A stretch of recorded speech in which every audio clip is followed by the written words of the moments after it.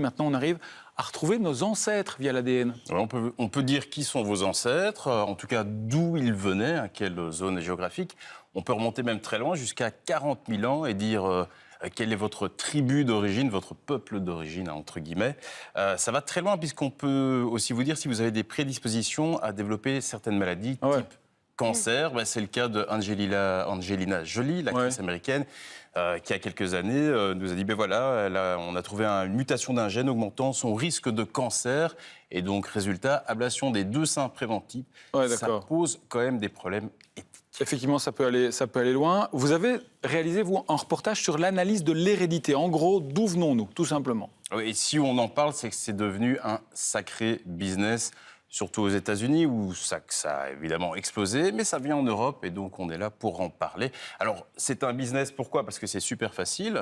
Vous crachez dans ce petit pot, tout simplement, vous le mettez dans un petit sachet en plastique, et puis vous envoyez ça aux États-Unis, dans un labo, et quelques semaines plus tard, on vous dit d'où venaient vos ancêtres.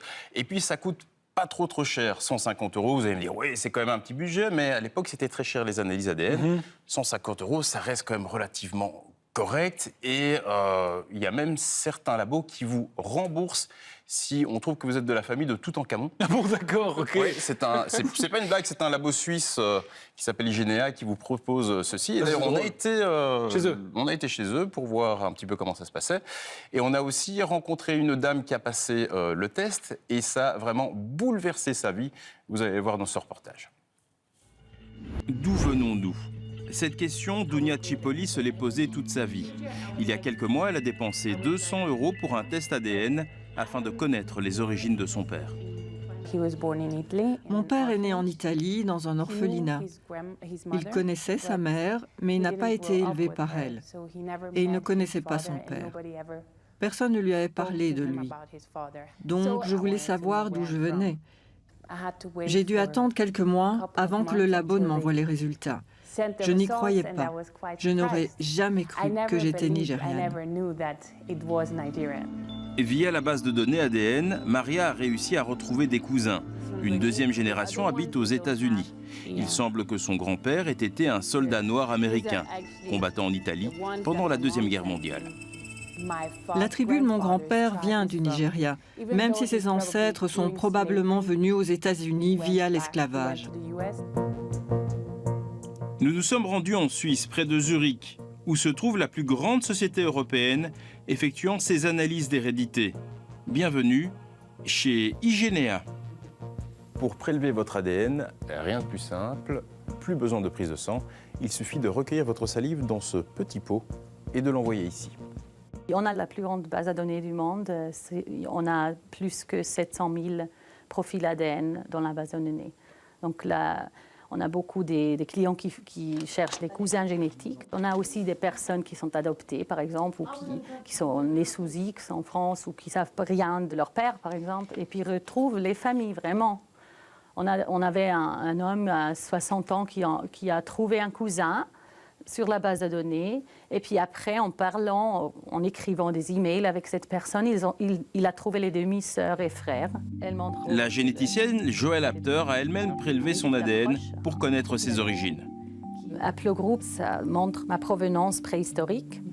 Peuple d'origine, c'est mon peuple d'origine dans l'Antiquité, donc c'est juif. Et région d'origine, c'est la région où mon ADN est typique aujourd'hui. On compare les différents peuples l'un avec l'autre. Par exemple, avec les Juifs, les personnes qui ont dit qu'ils sont juifs aujourd'hui, on les a comparés et on a retrouvé différents profils ADN sur cette population. Si le test ADN est fiable, son interprétation prête à caution. Pour certains scientifiques, ces données statistiques ne sont pas absolues. Des erreurs sont possibles. Si on vous dit que quelqu'un est à 55% d'origine ouest-européenne, ça représente sans doute quelque chose de véritable. Si on dit qu'il a 2% d'héritage d'une région très éloignée, c'est possible. Il faut aussi se dire que la personne qui lui a donné cette hérédité n'a peut-être pas vécu dans la région qui est actuellement cet endroit-là. Elle a peut-être vécu dans un autre endroit avec des descendants communs dans les deux régions, dont les majoritaires sont actuellement dans l'origine qu'on a dit. C'est exactement le cas de Dounia, un grand-père américain, mais de descendance africaine. Hasard incroyable, avant de connaître ses origines, elle a épousé un Nigérian. J'étais surpris, bien sûr. Je connaissais les origines italiennes de son père, mais jamais je n'aurais cru que son ancêtre provenait de mon propre pays. C'est une coïncidence assez cocasse. Quand on a appris ça, on s'est dit « Waouh, vraiment ?» Le monde est plein de mystères, mais je crois qu'il n'y a pas de coïncidence. Je suis mariée à un Nigérian, j'ai vécu au Nigeria, j'ai toujours été connectée à ce pays et maintenant, je suis nigériane. C'est incroyable, hein, c'est mignon l'histoire de... Ah bah, je crois qu'il n'y a jamais eu autant de silence sur le plateau que pendant la diffusion du reportage. C'est vrai qu'elle a l'air hyper heureuse de ses origines africaines. C'est pas toujours le cas, Samy. Ah non, parce que le laboratoire original m'a dit que certaines personnes se plaignaient des tests en disant mais je ne suis pas 100% pur, je ne suis pas 100% suisse. Évidemment, la science et le racisme pourtant, font pas la le beau ménage, ça c'est clair. Oui, c'est assez incroyable. D'ailleurs, aux États-Unis, hein, vous savez que c'est très populaire ce genre de test. On a demandé à un suprémaciste de passer le test. Donc, les suprémacistes, ce sont des racistes. Ils disent on est supérieur, on est des blancs supérieurs aux noirs. On lui a demandé de passer le test, il a accepté et il a eu une petite surprise. Regardez. 86% European and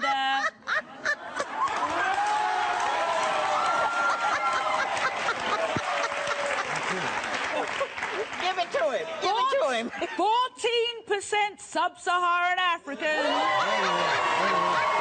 Wait a minute. Hold on. Just wait a minute. Ah, sur ce coup-là, c'est pas de chance. Mal, hein. Ouais, ça la fout mal. Alors, Samy, vous avez décidé de faire passer ce fameux test, à quelques personnes. 5 personnalités belges aux origines complètement différentes. Et vous allez le voir, il y a eu quelques très très belles... C'est comment peut-on déterminer l'origine géographique par un simple test ADN? Ça paraît dingue, ça. Écoutez, vous et moi, on a quasiment le même ADN, identique à 99,9%. Et il y a ce 0,1% qui est différent. Cet ADN qui a subi une petite mutation sur plusieurs milliers d'années. Et on sait dire que cette mutation spécifique correspond à une zone géographique. Alors, on analyse ces données avec une énorme base de données. Par exemple, chez IGNR, on parle de 700 000 personnes. Et puis, on a les résultats. Alors, vous avez proposé à 5 personnes de passer le test. J'ai accepté de jouer le jeu. Honnêtement, franchement, ça m'a bluffé. Je reviens toujours. Vous avez prévenu votre mère? Ouais. Allez, on regarde. Ma mère est une Alsacienne née à San Salvador. Et mon papa, lui, il est anglais d'origine égyptienne, né à Alexandrie. Ma mère, elle est d'origine du Brabant. Et mon père, c'est la province de Flandre occidentale. Nous sommes originaires, mes parents en tout cas, du Maroc. Ma mère de Tanger, mon père du Rif, dans l'Atlas septentrional du Maroc. Nous sommes censés être berbères du Maroc. Je crois que je suis un produit 100% ardennais. Mais ardennais au sens géologique du terme, parce que je viens de la région de Bouillon. Et il y a un patelin qui s'appelle Nolvo, pas loin de chez mes grands-parents. L'histoire officielle, c'est qu'on vient du Congo. La République démocratique du Congo est une ex-colonie belge. Alors, est-ce qu'un Belge serait venu se glisser, s'immiscer dans l'ADN de la famille? J'ai craché pour vous, pas sur vous, mais pour vous. Et alors, le résultat est là-dedans. Exactement.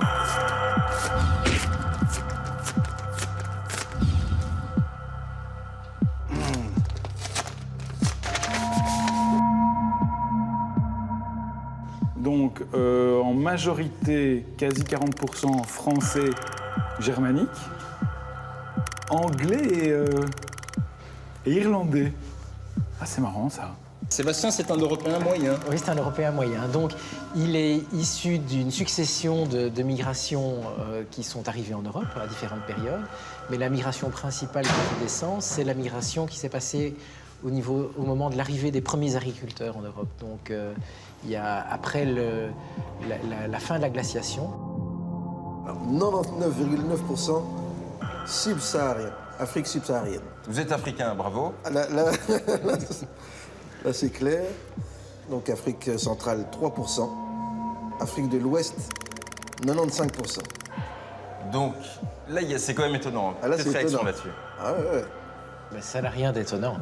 Les populations qui vivent actuellement en Afrique centrale ne sont pas spécialement originaires de l'Afrique centrale. Il y a quelques milliers d'années, elles pouvaient être ailleurs. Ouais. En l'occurrence, la plupart des populations actuelles en Afrique centrale et en Afrique du Sud sont d'origine bantoue, et les bantous sont d'origine de l'Afrique de l'Ouest. Ouais. J'imaginais pas à ce point-là avoir des origines ouest-africaines. Je suis donc 76,6% européen, ashkénaze, du sud de l'Europe, italien. J'ai 12% du Moyen-Orient, Afrique du Nord 3,5%. Comme quoi, avec des origines aussi multiples, avoir fait Gonzague, c'est un tour de force de comédien alors. Je ne vois pas belge même. On me donne presque 30% français-allemand, un quart les îles britanniques, disons. Vous le saviez? Quart, non. Il faut quand même se rappeler que la Belgique a été occupée par les armées anglaises, allemandes, espagnoles, françaises. Et des mercenaires qui étaient d'Irlande. Et des mercenaires irlandais, écossais, oui, absolument. La Belgique, c'est le carrefour d'Europe, c'est ça? Il y a le Moyen-Orient, Nord-Africain, Middle East, Nord-Afrique. Ah, mais aussi quand même, donc 80%, 15% européens, italiens. Mais que parla italiana! Ashkenaz! Surprenant? Ah bah oui! Bah, écoutez, je vous propose de regarder la deuxième page. On est remonté à 16 000 ans, c'est le côté maternel. C'est ma maman. Et je voudrais que vous regardiez les exemples de population. Exemple de population, les Finns, les Samis, les Sardiniens et les Basques. Alors, les Basques, je vois ce que c'est, mais le reste... Je vous traduis ça. Finns, c'est finlandais. Laponie. Ah oui, de Laponie. Alors oui, ça peut paraître un peu étrange, mais en fait, ça ne l'est pas du tout. C'est simplement ces populations, les Finnois, donc les Basques, les Sardes, et aussi des populations qu'on va retrouver au Maroc, mais sud-ouest, donc juste en face des Canaries. Eh bien, en fait, ce sont des populations qui sont des populations assez anciennes et qui descendent plus directement des premiers hommes modernes du Paléolithique qui ont peuplé en partie l'Europe et en partie l'Afrique du Nord. Si je comprends bien, mes ancêtres n'étaient pas là avec les accords bilatéraux belgo-marocains en 64, mais ils étaient déjà nés à 16 000 ans. Vous avez vu, hein, le Front National, hein? Vous avez vu, hein? Regardez bien, apprenez s'il vous plaît. Dites, j'ai un petit cadeau pour vous qui représente un petit peu vos origines. Oui. Je vais vous le donner tout de suite. Il va me donner un pot de houmous, je parie. Alors vous allez être très très surpris parce qu'on a retrouvé quelqu'un de célèbre qui a exactement les mêmes caractéristiques que vous, en tout cas du côté maternel, donc le groupe V. Merde, alors attends, il y a de l'anglais chez moi, c'est drôle ça. Ah mais ça c'est... Alors là, j'avais deviné sans savoir, je vous le jure, vous m'avez rien dit. Si on va par exemple au Proche-Orient, les Palestiniens comme les Juifs mangent du houmous. Alors plutôt que de se bagarrer avec le Hamas, on ferait mieux de se comprendre sur ce qui nous unit, le houmous. Mais je vais voir quel est ce cousin.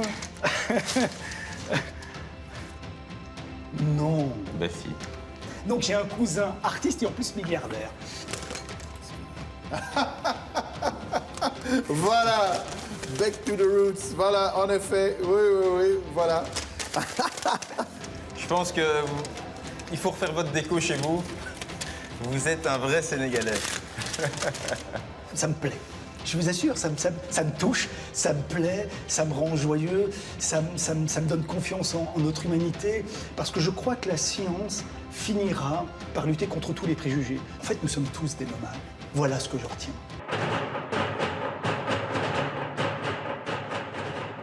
C'est beau ce qu'il disait Sam Touzani. Cousin de Bono, le chanteur. Oh, drôle, cousin très très loin. Oui, d'accord, mais même groupe. Bono et Franklin Roosevelt, je crois. D'accord. Voilà. Donc c'est-à-dire qu'il y a des artistes aussi qui font ce genre de tests. Oui, c'est une base de données, donc les bases de... Oui, même groupe, il n'est pas dans YouTube, hein, faut préciser. Il n'est pas dans YouTube, c'est le même groupe ADN, effectivement. Et moi, t'as vu, I'm so British. Yes. But I am doubting myself a little bit. 20%. Oui, c'est ça, voilà. On parle ici de génétique, hein, pas de généalogie. Ah oui, la génétique, c'est vraiment le test ADN. La généalogie, c'est vous allez dans votre grenier, vous regardez les photos de papy-mamie, vous essayez de retrouver qui était le grand-père du grand-père du grand-père. Ça s'arrête à une centaine d'années si vous avez beaucoup de chance. D'ailleurs, pour la petite histoire, on a vu que Patrick Semale, notre paléoanthropologue, était de la même famille que Bert Creutzmann. Ils avaient un Semale en commun et donc ils échangent. Et ça, c'est vraiment de la généalogie, quoi. C'est assez sympa. Et c'est un super bon test pour les racistes, nationalistes et autres. Hein. Oui, alors le paléoanthropologue m'a dit, écoutez, c'était une boutade, mais il faudrait que les racistes passent ce test. Et si vous êtes 100% pur, eh ben, on vous rembourse. De ma poche, je vous rembourse.